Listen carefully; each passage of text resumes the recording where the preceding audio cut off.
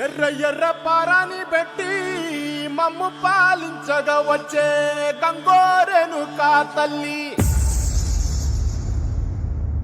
నల్ల నల్ల కాటుగా పెట్టి మమ్ముదయ చూడగా వచ్చే గంగోరెను కా తల్లి,